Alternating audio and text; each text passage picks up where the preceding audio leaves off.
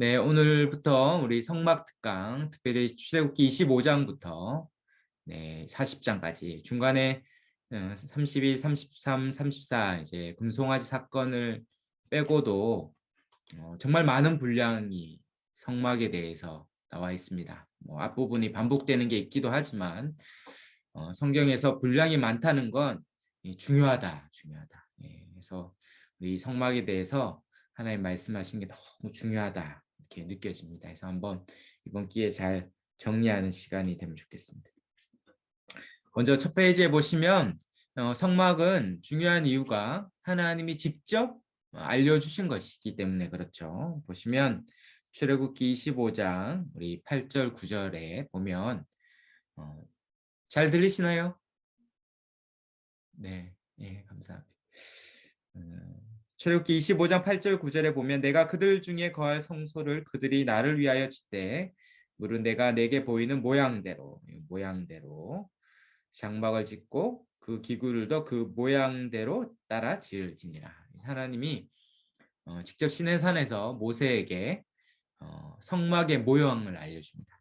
그래서 어, 이름하여 이제 설계도를 주었다라고 볼 수 있는데요. 그렇다고 이제 오늘날처럼 설계도를 주었다기보다는 위아래 좌우해서 아주 자세하게 볼 수 있도록 해주셨을 것이다. 그래서 그것을 자세히 보고 기억하고 그것을 이제 내려와서 부살렛과 올리압을 필두로 한 사람들에게 설명을 한 걸로 보입니다. 그래서 직접 모양과 식양대로 주었다라는 거죠. 그래서 이름하여 설계 도면을 준 거죠. 그래서 이 단어가 모양이라는 단어가 타부닛이라는 히브리어입니다. 히브리어. 그래서 그런데 이게 어디에도 나오냐면 성전을 짓는 데 나옵니다. 성전 역대상 28장 11절 12절에 보면 다윗이 성전의 복도와 그 집들과 그 곡관과 다락과 골방과 속죄소에 여기는 설계도도 돼 있죠. 설계도를 그의 아들 솔로몬에게 주고 또 그가 영감으로 받은 모든 것 곧 여호와의 성전의 뜰과 사면의 모든 방과 하나님의 성전 곡관과 성물 곡관에 설계도를 주고. 그래서 여기서는 이제 설계도라고 되어 있는데요. 근데 단어는 같아요. 이것도 타브닛이에요. 그리고 앞에 있는 성막의 모양도 같아요. 그래서 이 번역의 원칙이 원래 같은 단어는 같은 단어로 번역해야 되는데 약간 아쉽긴 한데 설계도이자 모양이죠. 그래서 말 그대로 다윗과 솔로몬에게도 모세에게 주었던 것처럼 성전에 대한 아주 자세한 것을 주었다라고 보입니다.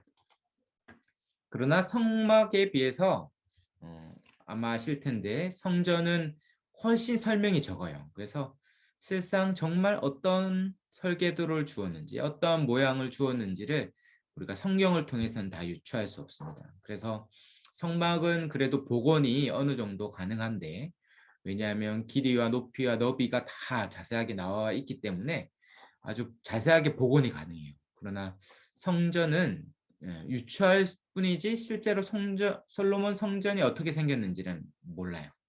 그리고 그 뒤에 성전이 다 무너지고 에스라와 느헤미야에서 세워진 제2성전도 정확하게는 모릅니다. 그리고 이제 예수님 당시의 성전은 이 두 개가 다 무너지고 제3의 성전, 헤롯 성전이죠. 헤롯 대왕이 지은 성전이고 그것은 여러 고대 자료들이 있기 때문에 헤롯 성전은 유추할 수 있고 복원할 수 있지만 나머지 성전은 그런 의미에서 성막만큼 자세하지 않다. 근데 핵심은 뭡니까? 성막은 이 장막이라는 거죠. 장막이에요. 그래서 쉽게 말하면 천막이에요. 천막. 우리가 이 성막이라 해서 거룩한 천막이라고 부르는데 쉽게 말하면 천막이죠. 그러니까 볼품이 없겠죠. 우리가 성막하면 너무 아름답고 멋지겠다 이렇게 생각하지만 실제로는 천막으로서 볼품이 없어요. 그리고 이게 접고 펼 수 있게 되어 있죠. 이동용 천막이기 때문에 광야를 지나면서 계속 폈다가 접었다 하기 때문에 뚝딱 지을 수 있는 것처럼 보여요. 그래서 볼품이 없고 뚝딱 지을 수 있는 것처럼 보이니까 실제로 그 자체로는 뭔가 이 영화로움과 거룩함이 안 드러날 수 있지만 그것이 왜 성막이라고 불립니까? 그 성막 안에 누가 계시느냐, 누가 계시느냐. 그러니까 성막의 의미는 그 외형의 모양에 있지 않고 그 안에 내용에 있는 것이에요. 너무 잘 아는 것처럼 그 안에 무엇이 있는가, 정말 그 안에 누가 계시는가, 그것이 그 성막, 천막이 가지는 의미일 수 있는 것이죠.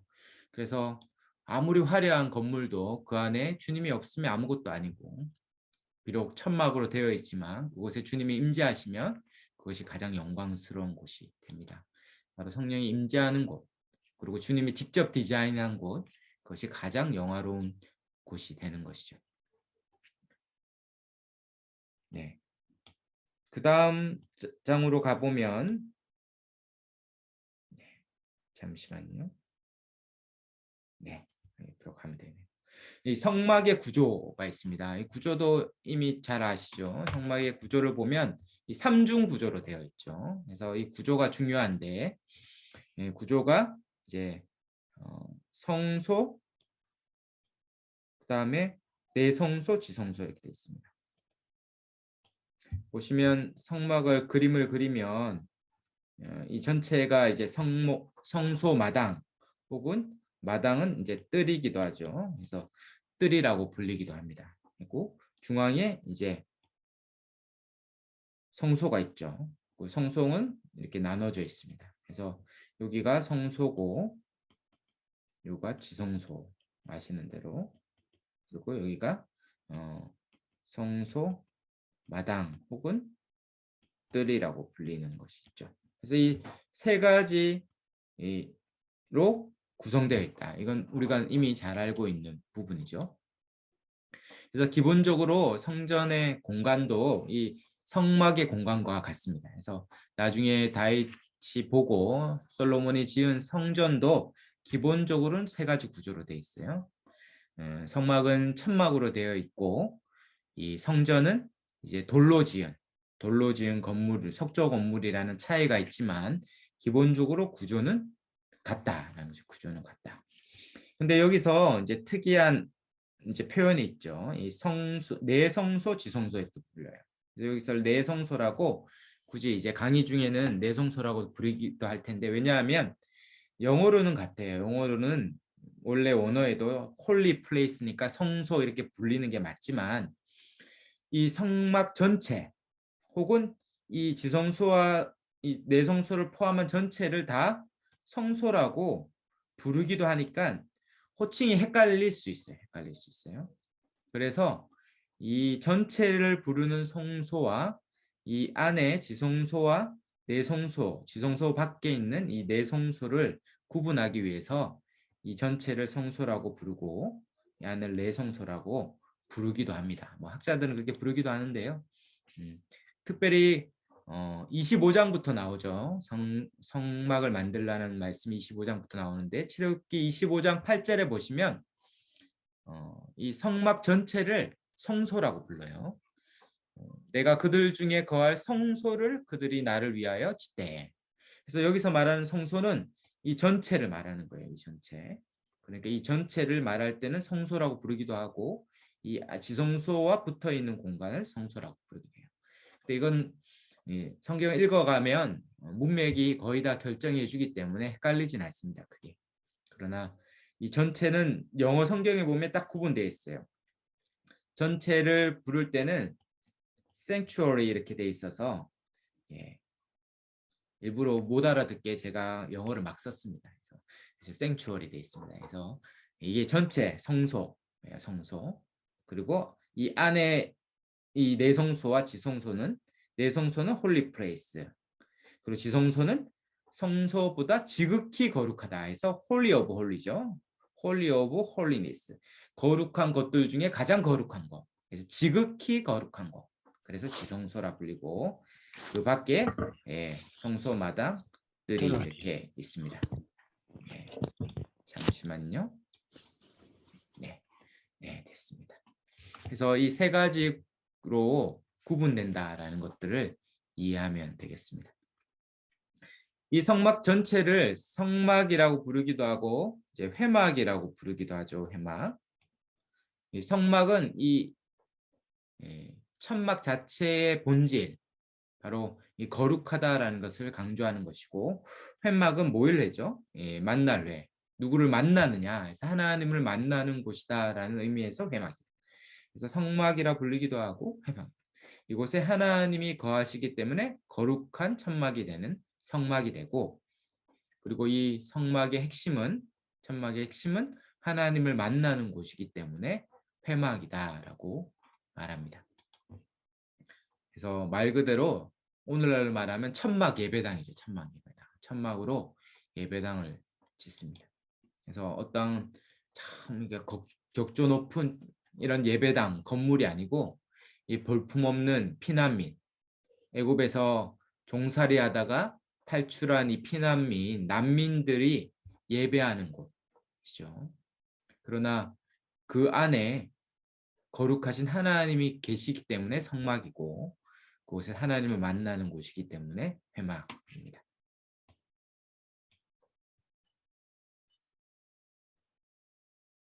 네. 그 다음에 이제 성막의 이게 가상 상상도입니다. 상상도. 이 상상도를 보시면 이 주위에 다 텐트죠. 이 다 텐트촌이 있어요.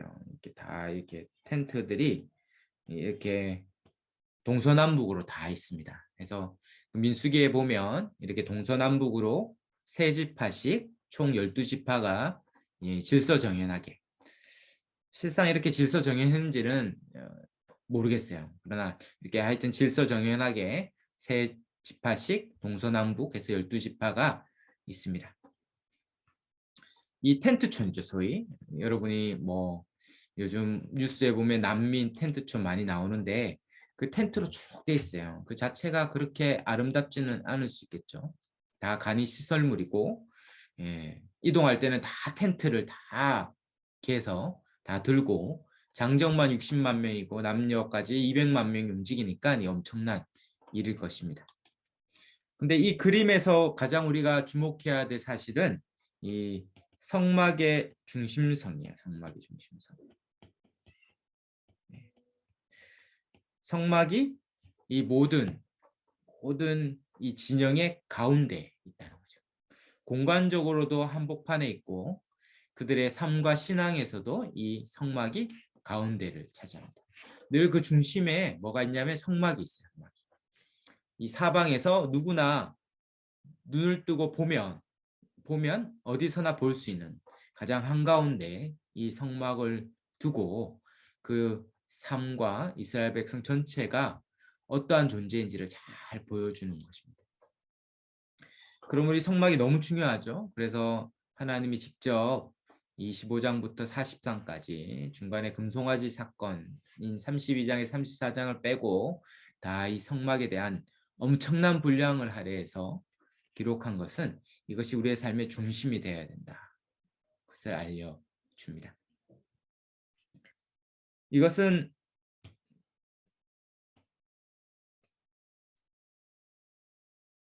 성전도 동일하죠. 성전도 보시면 이 성전은 이제 다윗이 보고 솔로몬이 지었다라는 이 상상도예요. 상상도. 실제로 이렇게 생겼는지는 알 수 없어요. 그런데 중요한 건 뭡니까? 이 중요한 거는 이게 같다는 거예요. 이 안이 성막 성전 뜰이고, 그리고 이 건물, 높은 건물 이 안이, 여기가 성소고 이쪽이 지성소입니다. 이 삼중 구조는 동일하다는 거예요. 동일하다는 것. 그리고 이 안에서 이 거룩을 향하여 가는 것은 이 성막과 동일한 구조입니다. 성막은 천막으로 되어 있었다면, 이제 솔로몬 성전은 벽돌, 석재 건물이고 고정되어 있고요. 천막은 움직였다. 이 차이가 있지만 이 기본적인 설계도는 똑같다.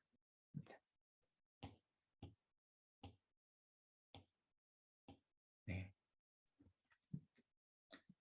이걸 옆에서 자른 단면인데요. 이 성전인데 성전. 솔로몬 성전을 보면 그 여기가 뜰이죠. 성전 뜰이고 여기가 성소고 성소고 여기가 지성소입니다. 지성소. 기본적으로 구조가 똑같은데 보시면 조금씩 달라요. 아주 자세하게 나오진 않지만 열왕기상 8장 같은 데 보면 몇 개만 언급하고 있고 실제로 많은 내용들은 유추할 수밖에 없습니다. 거기 보면 이제 물두멍이 성전은 한 개예요.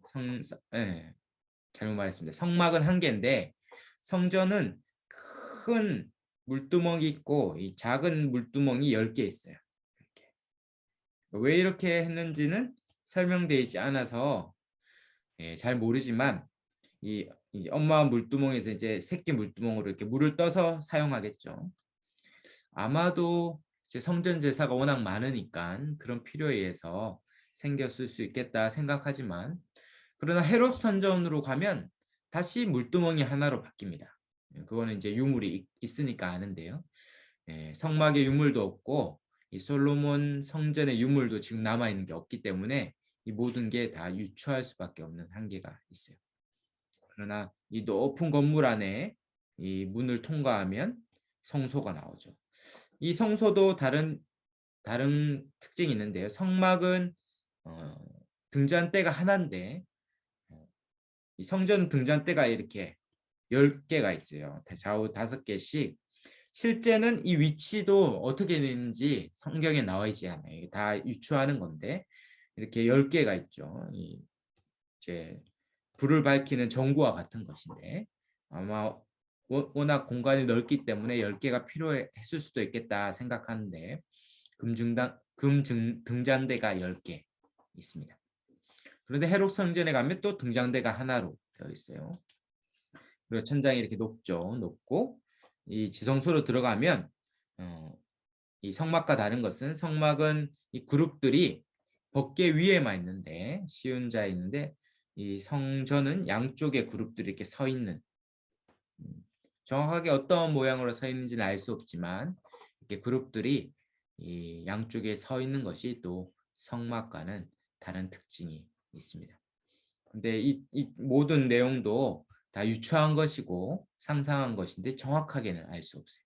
근데 중요한 건 뭡니까? 중요한 건 이 세 가지 구조로 동일하게 성전 뜰과 성소와 지성소로 나눈다는 것은 성막과 동일하다. 그런 의미에서 성막과 성전은 이 신학적으로 또 복음적으로 이어져 있고 이것이 이제 예수 그리스도가 오셔서 성취했던 예수 그리스도 안에서 이 성전과 성소와 지성소의 의미가 성취되었다라고 보는 이 일관된 의미가 있어요. 그래서 그런 의미를 우리는 함께 이 성막 특강을 통해서 같이 찾아가려고 합니다. 그 인터넷에 보면 또 그 유튜브에 보면 성막 특강이 많이 있습니다. 그래서 저보다 훨씬 유명한 분들이 가르치는 게 있어요. 그런데 주의해야 될 게 있는데 자칫 이런 과도한 풍유적인 해석이 있어요. 풍유가 이제 알레고리죠. 알레고리는 잘만 하면 은혜가 되거든요. 그래서 여기도 보시면 교재에도 있는데 사람이 이제 성막문 화면을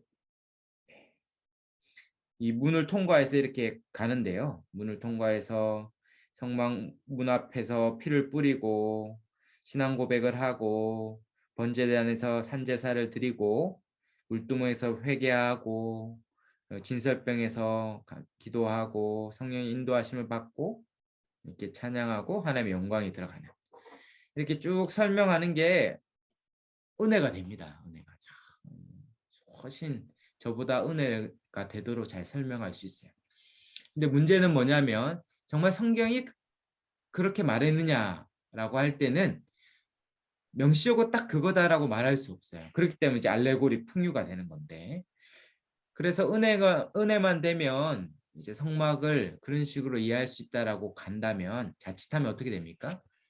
더 은혜되게 알레고리로 풀면 그걸 따라가겠죠. 더 은혜가 되는. 그걸 가장 잘하는 알레고리로 잘 성경을 푸는 사람이 누굽니까? 신천지예요, 신천지. 신천지 한번 들어보면 그 들어갔다 나온 분 한번 전도해 봤는데 그분이 그러더라고요. 좀 교회에서도 그렇게 신천지처럼 너무 재미있고 감동적으로 은혜되게 가르쳐 주면 좋겠다 이렇게 얘기하는데 그래서 위험한 거예요. 이 풍류적이고 알레고리로 들으면 은혜만 되면 그게 좋은 거다라는 식으로 성경을 이해하면 너무 위험한 것이죠. 그러면 더 극적이고 더 감각적이고 더 우리의 마음을 자극하는 방식으로 해석하는 대로 쫓아갈 수 있습니다. 그러면 성경을 바르게 해석하는 건 뭡니까? 성경이 말하는 대로. 성경이 말하고 명시적으로 성경이 가르치는 내용들을 찾아서 이해해 가는 게 중요합니다. 그래서 누군가 얘기할 때 참 은혜가 되지만 정말 그게 성경이 말하는 걸 계속 물어야 돼요. 이 베레아 사람들처럼 베레아 사람은 늘 말씀이 그러한가 상고했다 그러잖아요. 그래서 아마 저 여러분 중에 또 많이 성경의 맥과 복음과 교회에 대해서 배운 분들은 아마 많은 것들이 이제 정리가 되어 있을 텐데 정말 성경이 그렇게 말하는가를 잘 찾아가는 그 과정이 필요합니다. 그래서 자칫 성막을 해석하면서 성경이 말하는 그 이상을 얘기하지 않도록 그리고 성경이 전체가 말하는 게 뭔지를 찾아가는 그런 과정으로 우리 한번 이 시간 같이 나누려고 합니다. 괜찮으신가요? 네. 네. 다 살아계신가요? 네. 네, 감사합니다. 너무 임재가 충만해가지고 네, 네, 다 괜찮으신 것 같습니다. 그러면 이제 가장 중요한 이 성막 강의의 가장 중요한 부분은 요 그림입니다. 요 그림. 그래서 이 그림을 늘 기억해 놓으시면 돼요. 그래서 이 전체가 잘 머릿속에 들어와 있으면 이제 성막 전체를 살펴보면서 늘 그려집니다. 요 그림 안이 이 그림이 참 도움이 되는 이유는 여기 안에 수치도 다 들어있고 그래서 정확하게 성막이 어떠한 형태겠다라는 것들이 그 필요한 내용들이 다 들어와 있습니다. 먼저는 전체 크기가 있죠. 그래서 이 100규빗과 50규빗 이렇게 돼 있어요. 그래서 이 규빗이라는 건 이제 영어로는 큐피트 이렇게 돼 있고 원래 이게 라틴어에서 넘어온 말인데 큐비트, 규빗 이렇게 돼 있고 히브리어는 이 단어가 이제 암마라는 히브리어 단어로 돼 있습니다. 이제 암마라는 단어가 꼭 뭐랑 비슷하죠? 암 해서 이제 팔뚝 이런 비슷한데 실제로 이제 언어학적으로 히브리어에서 영어로 나왔는지는 모르겠는데 히브리어에서 영어로 나온 단어들이 많이 있긴 합니다. 그래서 이 암마라고 하는 이 팔뚝이죠. 그래서 아시는 대로 팔꿈치부터 이 끝까지의 길이가 큐피트가 됩니다. 그래서 가나안에서는 이 규빗이라는 길이가 약 45cm가 돼요. 45cm가 되고 또 하나 이제 규빗 길이가 있는데 이게 이집트에 가면 이 규빗 길이가 55cm 정도 됩니다. 아마 이집트 사람들이 더 컸나 봐요. 그래서 우리는 이제 성경을 볼 때 45와 55의 평균 그리고 또 계산하기도 쉽기 때문에 이제 50으로 잡습니다. 50. 그래서 지금 나오는 모든 자료는 다 규빗을 50으로 해서 계산한 값이에요. 그래서 50으로 하면 설명하기가 가장 좋죠. 그래서 보시면 이제 가로 세로 너비를 보면 길이와 너비를 보면 100규빗. 그래서 50cm니까 100을 곱하면 5000cm 해서 50m가 되겠죠. 50m. 그래서 이 전체 길이가 50m가 되고 이 밑에 너비는 50규빗이니까 50을 곱하면 되죠. 5, 25니까 절반 25m가 됩니다. 그래서 50m, 25m에 됩니다. 그래서 한번 상상을 한번 해보시면 좋겠어요. 이게 상상이 돼야 이 성막이 재밌는데 운동장을 생각하면 되겠죠. 운동장 100m 달리기. 100m 달리기의 절반 정도였겠다. 성막 크기가. 길이가 이 정도고 너비가 100m 달리기에 50m의 또 절반 25m. 운동장이 한 4분의 1 정도 되겠다. 뭐 이렇게 그림이 대충 나오나요? 그래서 이 공간 감각이 있으면 좋겠다. 그렇게 성막들, 성막 마당이 형성되고 그리고 이 지성소와 성소로 구분되죠. 이 지성소와 성소인 안에 있는 이 성소에는 총 10규빗과 20규빗을 합하여 30규빗 됩니다. 그래서 10규빗 곱하기 50이니까 5m고 20 곱하기 50이니까 10m죠. 그래서 총 30규빗. 그래서 15m 정도 되죠. 15m. 이 전체가 100m고 그 가운데 15m 정도고 그 다음에 이 너비는 10규빗. 50 곱하면 50m. 그러니까 이 전체가 10규빗 5m에서 15m 돼 있는 그게 안에 있는 건물이 되겠죠. 천막이 됩니다. 그리고 특별히 지성소는 10규빗과 10규빗 그리고 밖에 있는 성소, 내성소는 20규빗과 10규빗 이렇게 나눠져 있죠. 그리고 높이, 이 천막의 높이도 어떻게 됩니까? 10규빗이 돼요. 높이도 10규빗이 되니까 어떻게 됩니까? 지성소는 너비, 높이, 그 다음에 너비까지 합하면 딱 정육면체가 되죠. 정육면체. 그래서 성경에 나오는 정육면체로 된 이 건물은 지성소 하나밖에 없어요. 지성소 하나밖에.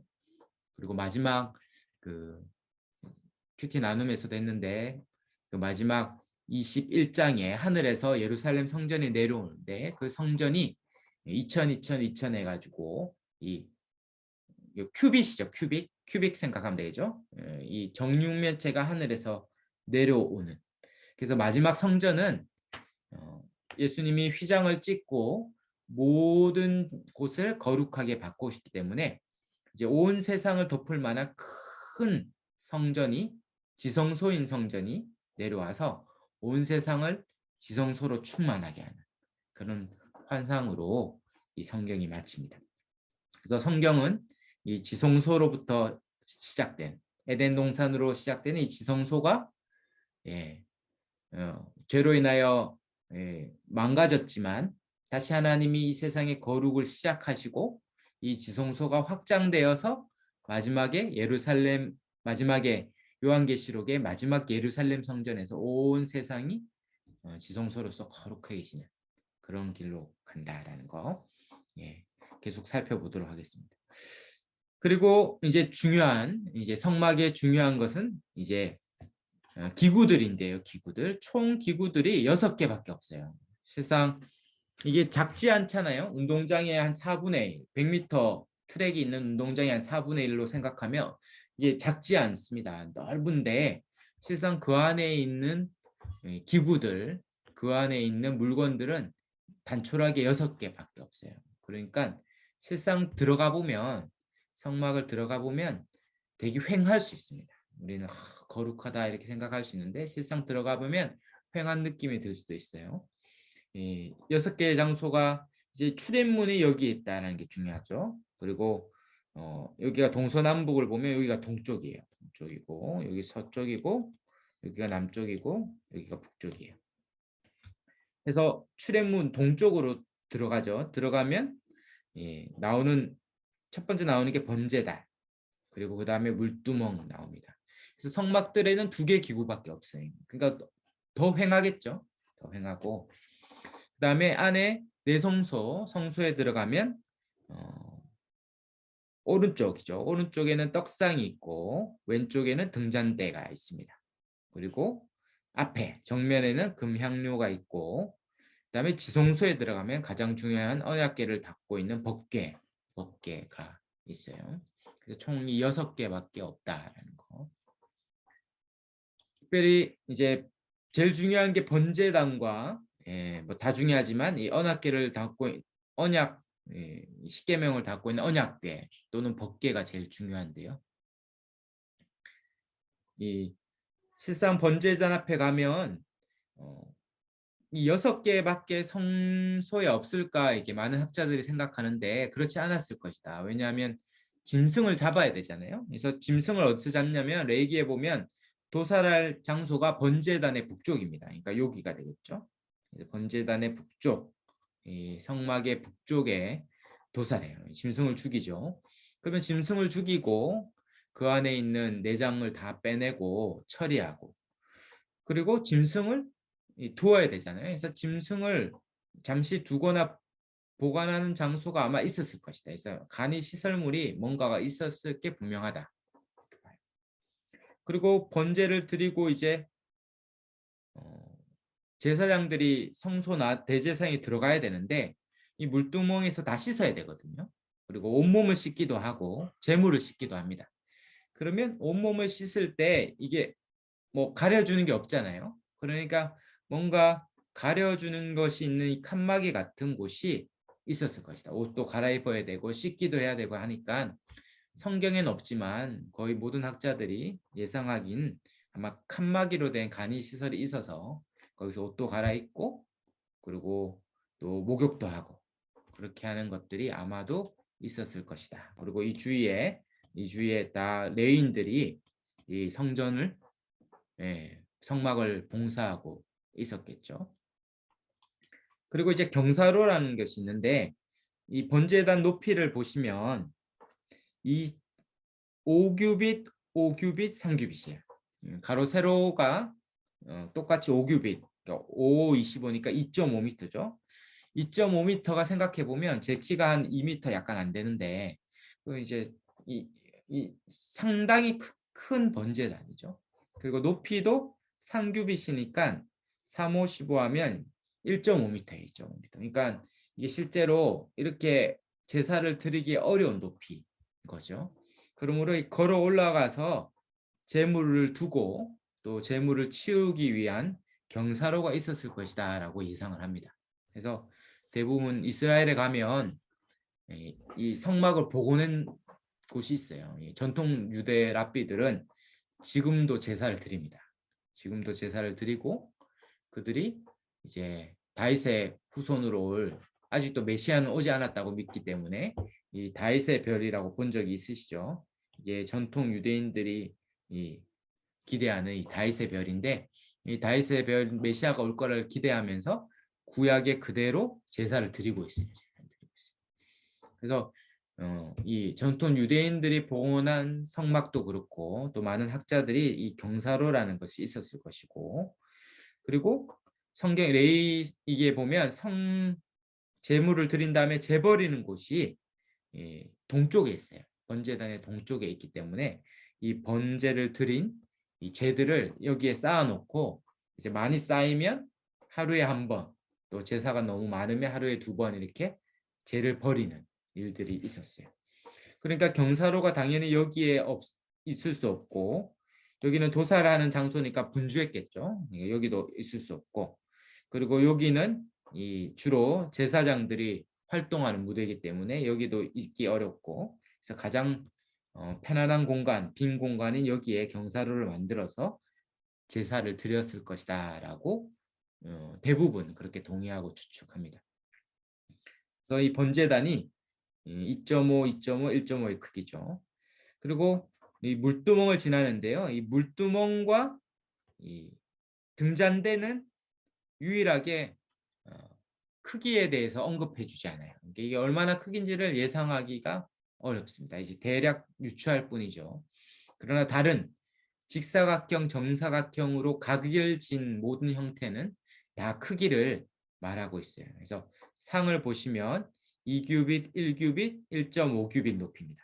그러니까 2규빗은 1m. 그러니까 팔 길이보다 작죠. 떡상이 작아요. 1m고 그 앞은 50cm고 높이도 75cm예요.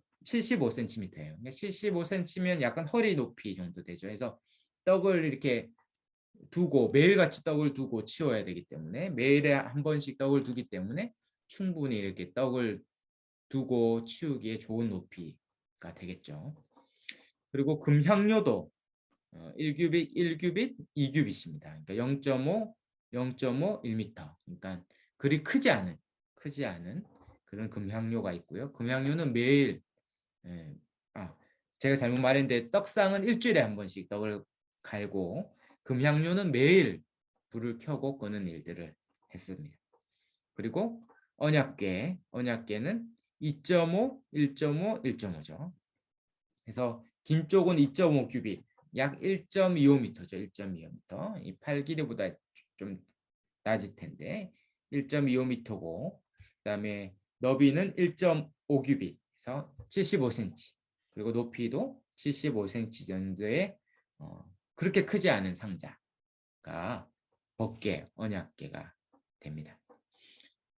그렇게 실제로 우리가 얼마나 할까 이렇게 한번 상상을 해보시죠. 이렇게 이 정도 크기겠구나, 이 정도 높이에 있었겠구나, 이렇게 제사를 드렸겠구나, 이렇게 자꾸 머리로 생각해 보면 그 크기들이 생각이 될 겁니다.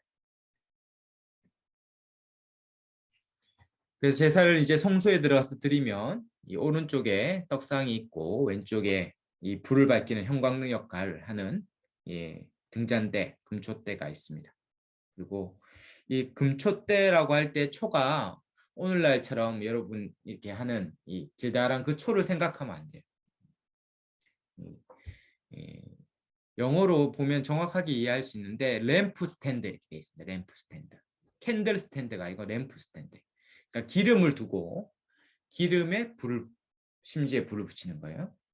그러니까 이렇게 초라고 하니까 초로 된 어떠한 게 아니라 기름이 있고 기름에 심지가 있어서 불을 피우는 램프 스탠드다라는 것들을 생각하면 되겠죠. 그리고 금향료를 지나서 이 언약궤 갑니다.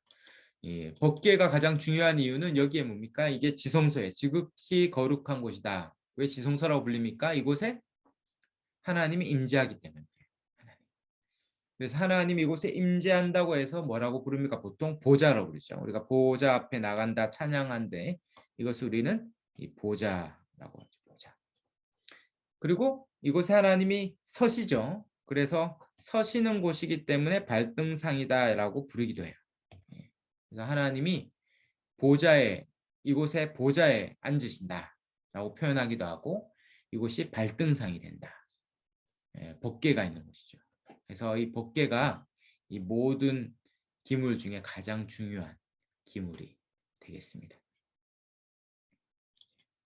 그래서 이 지도를 보면 이 전체가 얼마나 크기고 어떻게 되어 있는지를 잘 나와 있으니까요. 이거를 계속 보면서 성막을 같이 정리해 가면 좋겠습니다. 우리 앞서 했던 내용들을 간단히 정리하고요. 본다면 성막의 핵심적인 중요한 내용은 성막의 구조라고 했죠. 하나님이 성막을 주실 때 이 세 삼중 구조로 주셨다는 거, 이게 중요하다. 성소 마당과 성소, 여기서는 전체를 지칭하는 성막 전체를 성소라고 지칭한 것과 구별하기 위해서 내성소, 그리고 지극히 거룩한 곳, 성소 이렇게 구별했습니다. 그래서 상상도를 보면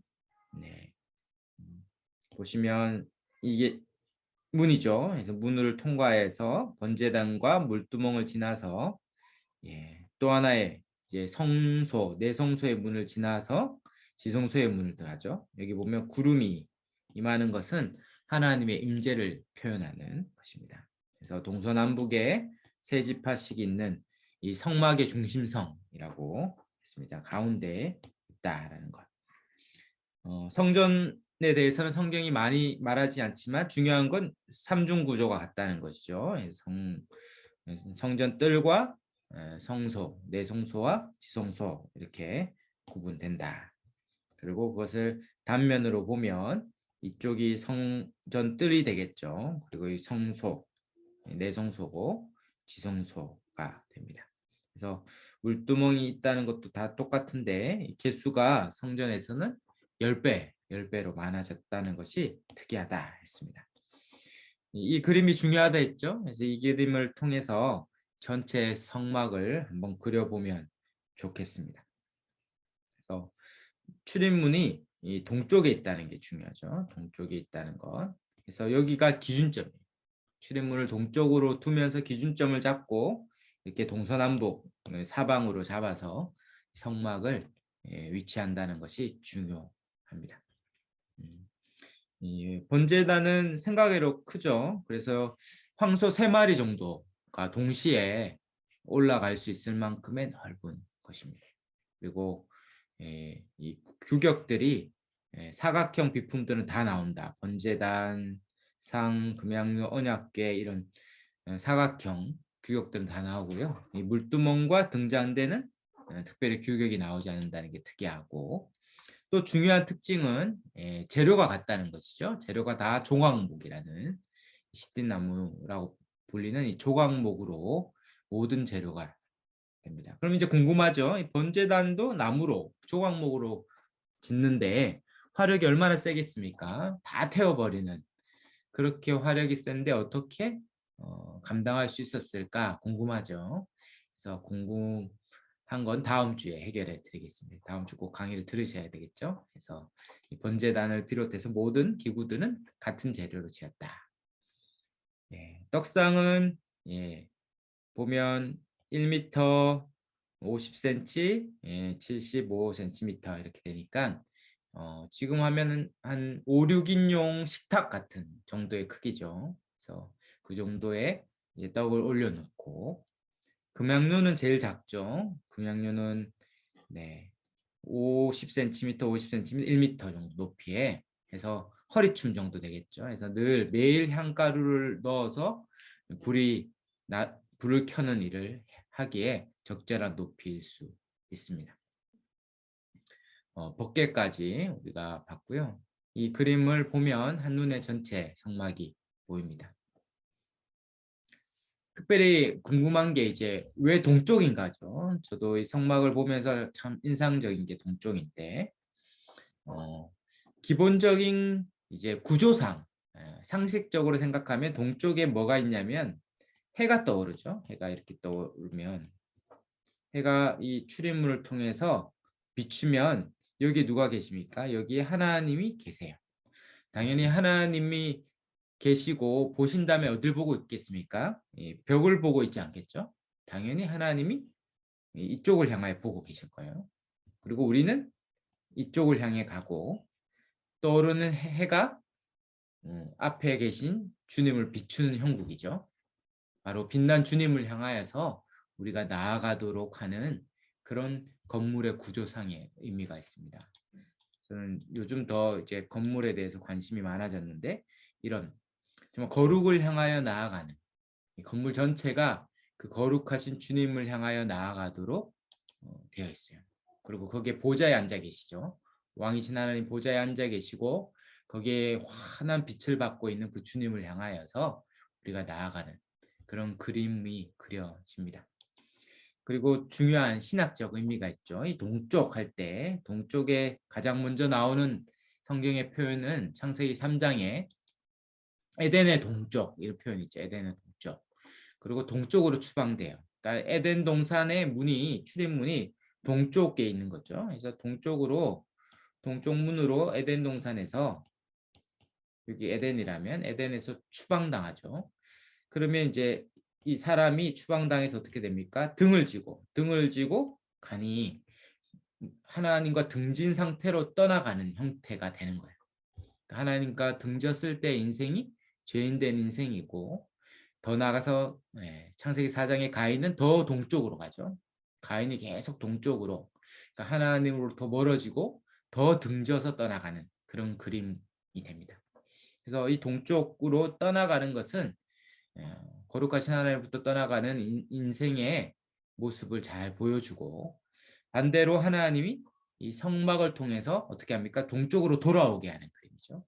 다시 동쪽으로 돌아와서 에덴 동산으로 다시 회귀하는, 그리고 하나님을 다시 만나는, 그 하나님을 대면하는 그런 영광스러운 모습으로 갑니다. 그래서 성막도 동쪽이고 앞으로 지어질 솔로몬의 성전도 다 동편에 출입문이 있는 건 이런 성경 전체에 의미가 있습니다. 번제단에 보면 레위기 1장 1절에 보면 이 재버리는 곳, 짐승 잡는 장소가 나와요. 레위기 1장 11절에 도살 장소가 나오고 거기가 북쪽이다. 북쪽. 그리고 레위기 1장 16절에 보면 재버리는 곳이 번제단의 동쪽 이렇게 나옵니다. 그래서 정확하게 위치를 지정해 놓고 있기 때문에 경사로는 이쪽 남쪽으로 만들 수밖에 없죠. 그래서 이제 출애굽기의 성막이 다 만들어지면 이제 이어서 이제 구약의 핵심 메시지 레위기 이렇게 보려고 계획하고 있는데요. 성막의 핵심은 레위기의 제사를 위한 것이고 제사의 핵심은 하나님을 만나는 거예요. 그래서 우리가 하나님 앞에 어떻게 만날 수 있는가를 알려주는 게 레위기이기 때문에 레위기는 복음이죠. 복음. 하나님을 만날 수 있는 길을 알려주니까. 그래서 유대인들이 자녀들에게 제일 먼저 가르치는 성경이 레위기인데 우리는 어찌된 일인지 우리가 제일 성경 통독에 피해야 될 성경이 돼버려서 참 안타까워요. 참 너무 안타깝죠. 그래서 이번에 성막도 잘 배우고 레위기도 잘 배워서 설명해 주면 좋을 것 같습니다. 쉬는 시간에 저희 애들이 성막 만든 거 왜 안 보여주냐고 해서 만든 거 다시 보여드리도록 하겠습니다. 그래서 아이들과 함께 성막을 이렇게 한번 만드시면 좋아요. 이렇게 안에 보면 지금 이게 안 붙여놔서 움직이는데 여기 보면 이게 지금 성소, 지성소 있습니다. 자기 화면이 안 보여요? 네, 보이시나요? 네, 잘 안 보이죠? 네. 그래서 이렇게 물두멍도 있고 이렇게 번제단도 이렇게 만들게 되어 있습니다. 그래서 네. 그림이 작게 되니까 작게 보일 수 있겠네요. 그래서 한번 자녀들이 있으시거나 근데 실제로 만들어 보니까 자녀들 위한 게 아니라 성인들 위한 거더라고요. 그래서 저희 아내가 엄청 고생을 했는데 그래서 한번 만드시면 이 성막을 배우는 기념이 또 잘 되실 것 같습니다. 또 하나 이제 중요한 의미가 있는 또 도표인데요. 구조를 보시면 여기 보시면 정확하게 여기가 50규빗이었죠. 이게 50규빗이고 여기가 50에서 100규빗이었죠. 그래서 그 중앙을 정확하게 나누면 이렇게 돼요.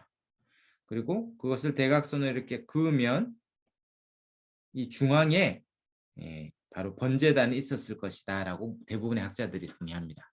그러니까 가장 센터에 가장 중요한 번제단이 있고 당연히 이쪽 센터에 가장 중요한 센터에 뭐가 있겠습니까? 지성소 안에 있는 법궤가 있었을 것이다. 그래서 이 성막 전체가 이 구조상 가장 중요한 게 무엇인가? 우리를 죄를 사하는 곳과 우리의 죄를 사하는 번제단과 그 피를 가지고 거룩하신 이 보좌 앞으로 그래서 법궤가 임재해 계시는 하나님을 만나는 이 두 가지 기물이 가장 중요하게 놓여 있다라는 것을 알게 해주죠.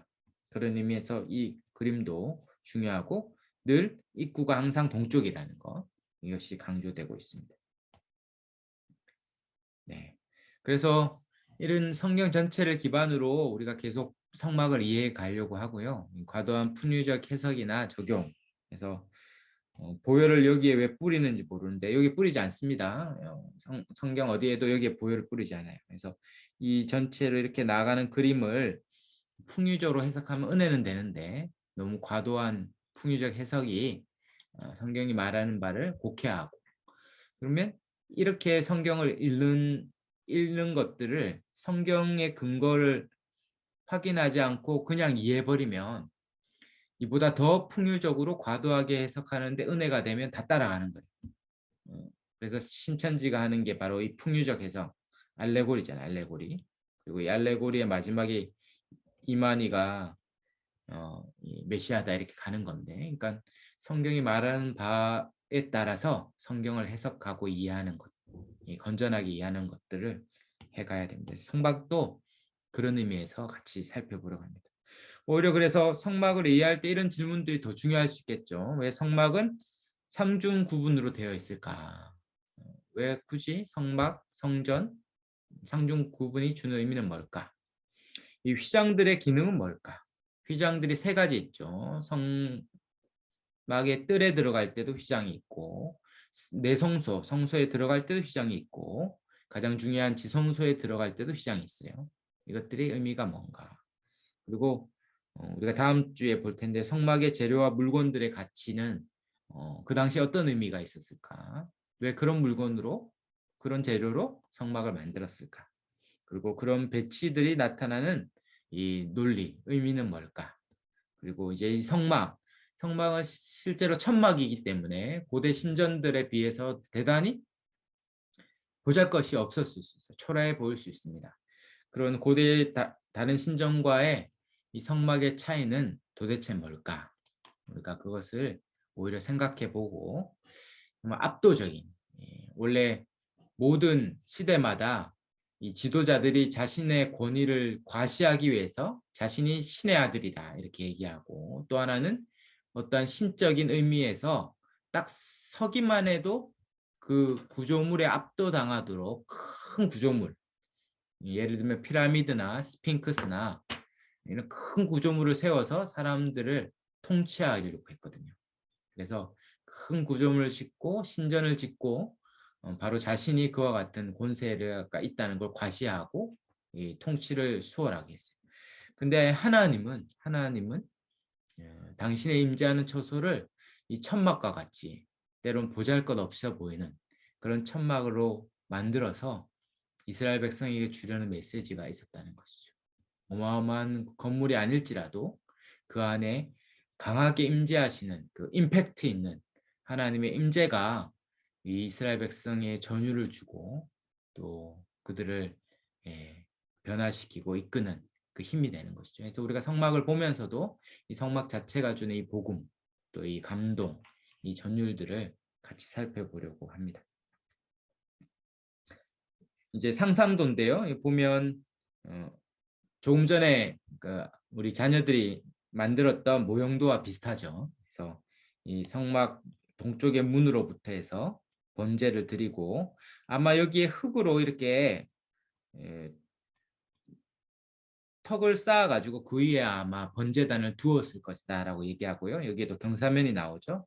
이 경사면에 올라가서 지금 이 제사장이 제사를 지금 드리고 있는 장면이 있습니다. 그리고 이쪽에 보면 이쪽이 북쪽이 되겠죠. 이게 동쪽이니까 이 북쪽에 보면 재물을 잡는 그리고 버리는 곳이 있죠. 그리고 이렇게 이런 뭔가 필요한 기구들이 아마도 있었을 것이다. 있었을 것이라고 보죠. 이거 여기도 이스라엘 백성들에게 하나님이 임재하고 계시다는 것을 가시적으로 알려주기 위해서 이 구름이 늘 그 위에 떠 있는 그런 모습이 형상화되어 있습니다.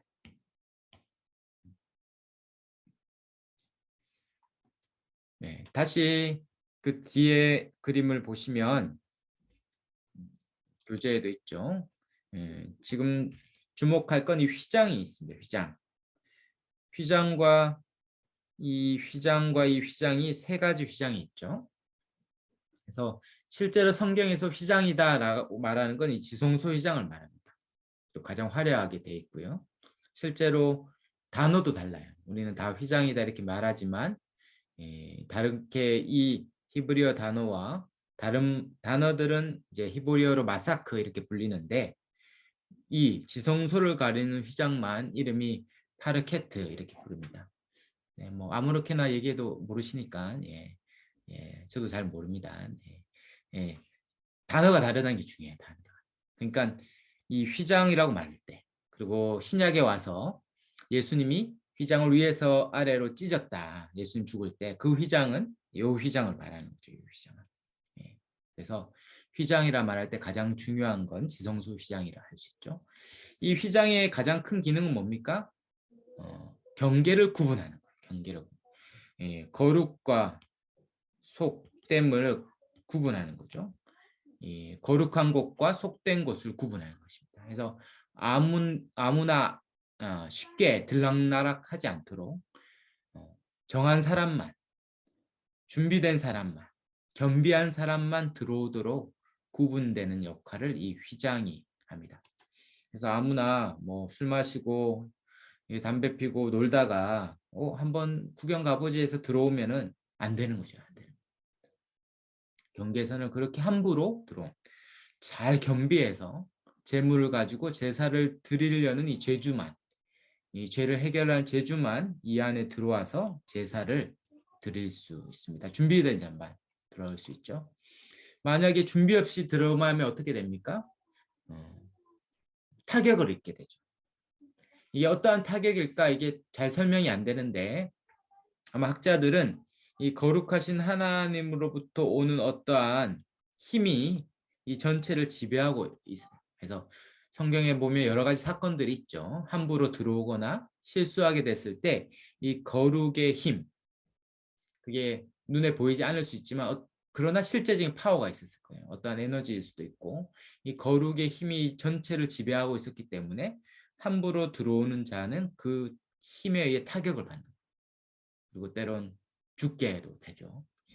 그래서 이 거룩이 가까이 갈수록 강력해지고 이 멀어질수록 약해지는. 그래서 올 수 있는 사람도 그런 의미에서 제한되어 있어요. 그래서 이 성막들까지는 레위인들이 봉사를 하고 그 다음에 죄를 지은 자가 재물을 가지고 올 수가 있어요. 그래서 실제로 레위인은 성막에서 봉사하고 있지만 평민도 갈 수 있는 이 모든 이스라엘 백성 평민도 갈 수 있다는 의미에서 레위인은 평민과 같은 위치일 수 있어요. 왜냐하면 평민도 다 갈 수 있는 그 성막들까지만 있고 내 성소에는 못 들어가기 때문에 거룩의 위치에서는 레위인은 특별한 의미에서 성막에 봉사한다는 것은 그 직무상 특별하지만 이런 거룩의 영적인 위치에서는 일반 평민과 같다. 그래서 이 레인도 제사장은 특별한 옷을 입죠. 그리고 우리 출애굽기에 아주 그것을 자세하게 알려주는데 레인은 특별한 옷을 입지 않습니다. 그래서 일반적인 평상복을 입고 그가 는 직무로만 구별돼요. 그 다음에 공간은 뭡니까? 내성소인데 내성소는 레인이든 평민이든 함부로 들어오면 안 돼요. 만약에 함부로 들어왔다가 큰 사고가 나죠. 그래서 잘못 제사를 드리거나 불을 들이면 죽기도 하고 그 불에 의해 불타 죽기도 하고 하나님이 벌하시기도 합니다. 그래서 아무나 들어올 수 없고 누구만 들어올 수 있습니까? 제사장만 들어올 수 있어요. 제사장만 이 성소에 들어올 수 있습니다. 그러면 이제 궁금하죠? 이게 성막이 천막이니까 이동할 때는 다 다시 접어서 이동해야 되는데 그 이동은 누가 하냐면 레인들이에요. 레인들이 다 지고 이렇게 이동을 하거든요. 그러면 실제로 이걸 어떻게 포장하고 다시 이동하고 다시 펼치고 이걸 어떻게 할까? 그래서 민수기 4장에 보면 어떻게 이걸 포장하고 수레에 싣고 들고 옮기는지에 대해서 자세하게 나옵니다. 레이의 세 자손들이 있죠.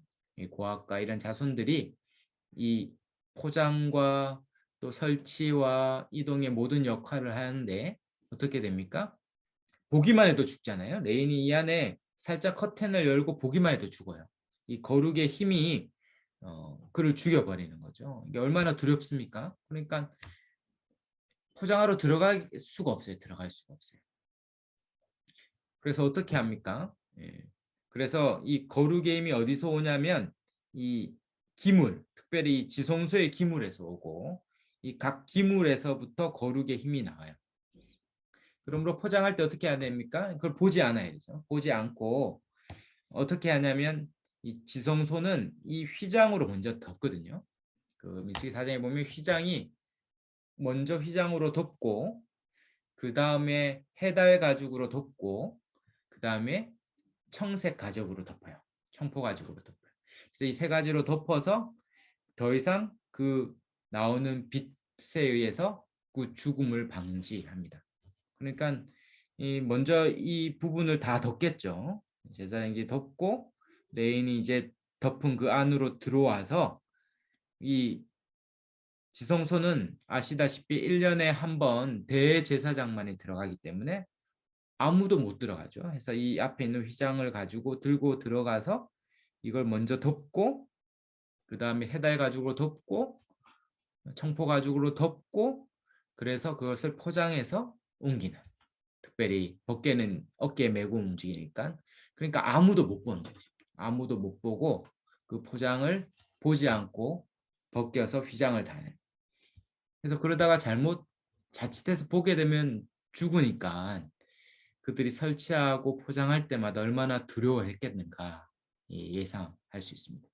아주 이 포장하고 설치하는 이 모든 과정들, 운반하는 모든 과정들이 이 레인들에게는 너무너무 살벌하고 두려운 일이죠. 굉장히 위험한 공간. 그래서 제사 드리는 사람들이 하나님 앞에 가까이 있으니까 얼마나 좋을까라고 생각하기에는 이 자체의 거룩의 힘이 지배하고 있는 이 임재하고 있는 이곳에 아무도 못 들어갑니다. 출애굽기에 설명했듯이 이 시내산과 같은 것입니다. 시내산을 보면 이게 세 등분으로 나누거든요.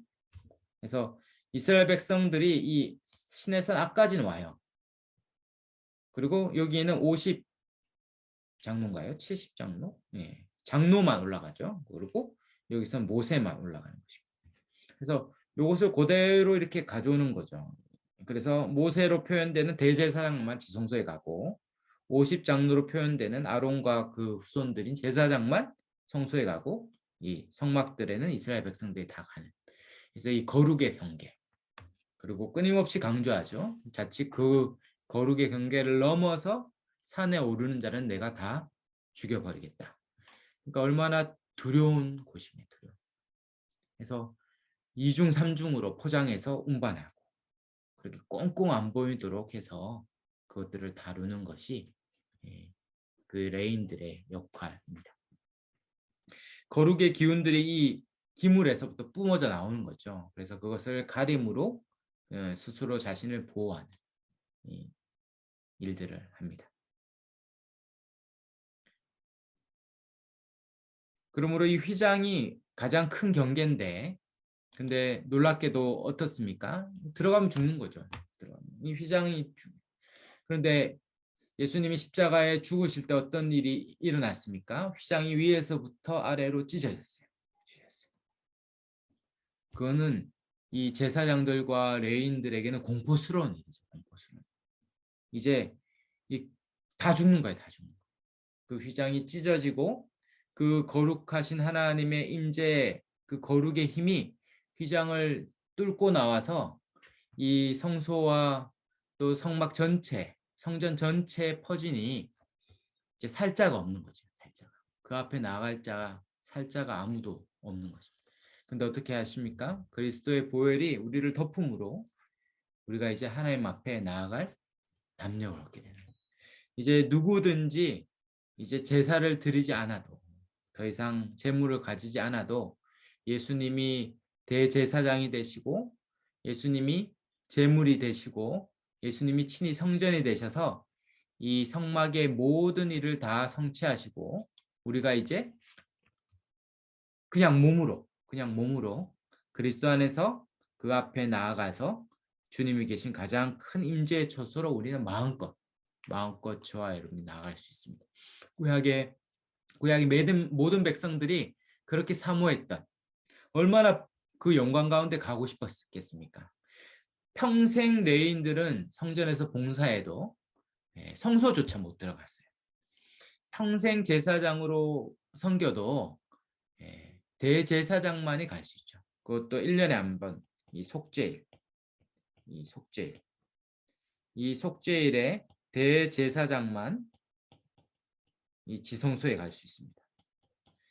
지극히 거룩한 곳은 지극히 거룩한 단 한 날.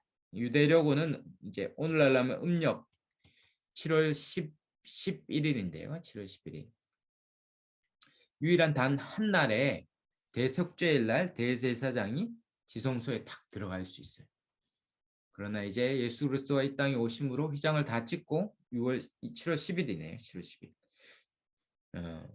단 한 날이 아니라 모든 날 모든 시, 모든 장소에서 우리는 거룩하신 하나님께 나아갈 수 있습니다. 엄청난 일 아닙니까?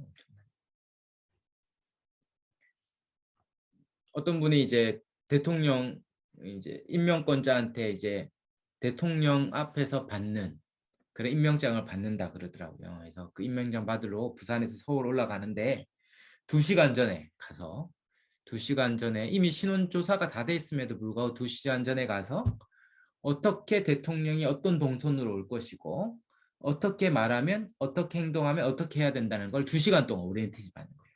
이 사람도 뭐 고위 공무원이니까 얼마나 많은 것들을 경험했겠습니까? 근데 대통령 임명식 그 단 10분도 안 되는 그 임명식을 위하여 몇 시간 전에 가서 그 모든 걸 몇 번씩 의전을 하고 그 일에 임하는 거예요.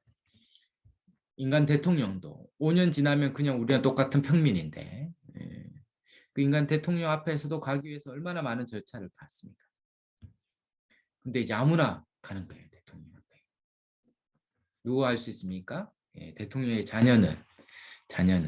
대통령의 자녀는 예고 없이 허락 없이 자기 마음대로 갈 수 있습니다. 가서 배가 고프다 그러면 같이 밥 먹고 밥 먹으면서 뭐 합니까? 정상회담 하는 게 아닙니다. 밥 먹으면서 친구가 내 때렸다 뭐 이런 얘기 하는 거죠. 오바마 대통령은 애들이 어렸으니까 막 친구가 날 때렸다 이런 얘기를 하는 거예요. 외롭다 이런 얘기하고 지금은 미 합중국 전 세계 대통령이라고 불리는 미국 대통령 앞에 두고 자기가 외로우니까 그만 업무 보고 좀 일찍 들어와서 나랑 놀아달라 지금 이 얘기를 하는 거예요. 지금 말이 안 되잖아요. 말이 그런 것입니다. 저와 여러분이 하는 기도가 그런 것이죠. 저와 여러분이 지금 대통령은 말도 안 뭐 비교 대상이 아니죠. 온 천지를 지으시고 창조하신 그 하나님이 내 앞에 계신데 이제 그 휘장이 다 찢어져서 그 하나님 앞에 마음껏 나갈 수 있어서 우리가 가서 하는 기도가 민족 복음화, 세계 복음화, 남북 평화적 복음 통일 이런 거를 기도하는 게 아니고 뭐 외롭다 이런 거 조금 뭔가 틀어진 인간관계에 관한 것들 뭐 중요하죠. 그런 생계에 관한 것들 몇 가지 일들 누가 나를 미워한다거나 뭐 이런 대단히 사소하고 뭐 본인한테는 중요할 수 있겠지만 그런 것들을 하나님 앞에 얘기하는 거예요. 얘기할 수 있죠. 근데 첫날도 얘기하고 내일도 얘기하고 한 달째 같은 얘기를 계속 하는 거죠. 정말 저희 집 아이들도 똑같은 얘기를 한 7번씩 하면은 진짜 저도 참 성화된 사람이지만 쉽지 않습니다. 근데 저와 여러분 얼마나 하나님 앞에 똑같은 죄들을 똑같이 지으면서도 용서를 구하고 똑같은 것들을 계속해서 반복해서 구하고 그럼에도 불구하고 하나님 어떻습니까? 그분은 우리를 처음 듣는 것처럼 우리 사랑방 식구들은 그만해라고 얘기하지만 그러나 하나님은 처음 듣는 것처럼 또 귀 기울여 들으시고 함께 하시고 공감하시고 함께 우시고 함께 아파하고 기뻐하시고 정말 그 지성소 앞에 아무도 나갈 수 없었는데 우리는 그 하나님의 임재 앞에 나갈 수 있습니다. 그 거룩한 임재 앞에 날마다 거할 뿐만 아니라 이제 우리가 성전이 되었잖아요. 우리 안에 성령이 계셔서 우리가 지성소가 되고 우리가 왕 같은 제사장이 되었고 우리가 하나님 앞에 마음껏 나아갈 수 있는 존재가 되었습니다. 그리고 저와 여러분이 모여있는 이 자리가 바로 두세 사람이 내 이름으로 모인 곳에 내가 너희와 함께 하겠다 했으니 바로 저와 여러분이 모이는 이 가운데 주님이 계세요. 영안을 열면 보일 텐데 영안을 저와 여러분 사이에 지금 계십니다. 지금 계시. 그리고 우리가 함께 주님의 임재 계시죠. 그리고 함께 지어자 하는 거예요. 세상은 뭐 제2 롯데타운가요? 어마어마한 건물을 뭐 100층짜리 건물을 짓고 압도적이죠. 그 앞에 서면 정말 너무 초라해 보이죠. 그리고 어떠한 교회는 진짜 초라해 보여요. 때론 지하에 있기도 하고, 때론 천막을 치기도 했었죠. 그리고 저 선교지 같은 데는 뭐 없어요. 그냥 가정에 두세 사람, 네다섯 명이 모인 곳이 그렇게 가정입니다. 지금 엄청난 핍박을 받고 있는 중국에 지금 가정 안에 그런 교회들이 그런 식으로 있습니다. 되게 초라하죠. 천막에 불과해요. 그러나 천막에 불과할지라도 그 안에 누가 계시느냐, 그 내용이 결정하는 거예요. 아무리 화려한 건물을 지어도 그곳에 하나님 없으면 아무것도 아니죠. 아무리 화려하게 솔로몬 성전을 지었어도 하나님이 그 안에 임재하에 계시지 않으면 어떻습니까? 그건 다 무너집니다. 성막도 어떻습니까? 법궤도 가장 거룩한 것이지만 블레셋이 그것을 가지고 가면 사무엘 때 블레셋이 그것을 가지고 가면 아무 능력이 없는 거죠. 아무 능력이 없어요. 그냥 물건에 불과합니다. 뭐 금으로 만들었으니까 좀 비싼 물건에 불과하죠. 그러나 하나님 그곳에 임재해 계시면 그것이 천막일지라도 그것이 가장 거룩한 하나님 임재의 처소가 되는 것이죠. 여러분이 계신 그 자리가 하나님의 임재해 계신 가장 거룩하고 영광스러운 곳인 줄 믿습니다. 여러분이 계신 그곳, 때론 여러분이 계신 그 직장, 학교, 아무도 예배하지 않고 아무도 주목하지 않지만 여러분이 그곳에 계심으로 그곳에 천막이 쳐졌고 그곳에 성전이 세워졌고 그곳에 예배 초소가 생기고 그곳에 하나님이 임재합니다. 여러분이 그곳에 있기 때문에 그 가정이 또 그 직장이 그 학교가 그곳이 예배 초소가 되고 하나님 임재의 초소가 되는 것이죠. 그래서 우리가 이 성막을 배우면서 우리가 하나님의 성막이요 성전이요 임재의 초소요 우리가 모인 곳이 하나님 임재하시는 교회요 하나님이 충만히 부으시는 하나님의 은혜의 자리라는 것을 우리가 깊이 경험하고 그 실제적으로 우리가 영적으로 실제적으로 그 파워와 그 임재를 경험하면서 하나님 앞에 나아가는 저와 여러분이 다 되시기를 주의 이름으로 축원합니다. 네, 아멘. 네, 오늘은 여기까지 하고요. 다음 주에 이제 안에 있는 내용 하나하나를 자세하게 재료와 또 모양과 위치와 이런 것들이 가지는 의미들을 살펴보려고 합니다. 우리 시간이 같지만 우리 한번 같이 기도하고 마치면 좋겠습니다. 우리 같이 한번 오늘 배운 것들을 기억하고 한번 기도하실 때 잠시만요. 화면을 제가 끄겠습니다. 네, 우리 한번 같이 기도하면 좋겠는데요. 우리 하나님의 그 충만한 임재의 처소가 이스라엘 백성의 정중앙에 있었듯이 하나님 우리의 충만한 임재의 처소가 우리의 인생의 정중앙에 있게 하시고 어디서든지 모를 수 없도록 늘 하나님이 우리와 함께 한다는 것을 구름으로 임재하듯이 나의 삶에 한순간도 예 없이 주님이 임재하시고 동행하시는 것을 경험하는 삶이 되게 해달라고 한번 기도하면 좋겠습니다. 두 번째로 그 거룩이 예수 그리스도를 통하여서 휘장이 찢어지고 이제 우리한테 다 왔어요. 남김없이 정말 다 부어졌습니다. 우리가 매일같이 주님의 임재를 생생히 경험하고 우리가 있는 곳이 거룩한 임재의 처소인 것을 깊이 경험하고 날마다 주님과 동행하는 그래서 우리의 가정과 직장과 학교와 우리가 머무른 자리가 거기가 성막이요 성전이요 하나님이 예배하는 임재의 처소가 되게 해달라고 아무도 예배하지 않는 곳에 우리가 있는 곳에서 예배하고 하나님을 높이는 일들이 있게 해달라고 우리 마지막으로 우리 이 에덴의 동쪽으로 다시 이제 다 돌아와야 되는데 우리를 통하여 우리 주위에 있는 영혼들 가정이 또 직장이 또 우리가 밟는 땅이 다 우리를 통하여 우리를 통과하여 우리 안에 계신 그 임재하시는 하나님을 그들이 보고 그들이 다시 돌아와서 구원 얻는 저와 여러분이 그런 구원의 통로가 되게 달라고 우리 한번 하나님이 우리 인생의 성막의 중심에 우리 인생의 중심에 오기를 또 우리가 있는 곳이 성막이요 성전이요 임재의 처소가 되고 예배의 자리가 되도록 또 우리가 성막으로서 성전으로서 우리를 통하여 그 영광이 드러나고 우리를 통과하여 구원의 역사가 있게 해달라고 그런 자리가 저와 여러분의 자리가 되게 해달라고 우리 한번 음소거를 열어서 우리 합심해서 우리 주여 한번 찾고 통성을 한번 기도하겠습니다. 주님 찾고 기도합니다. 이야.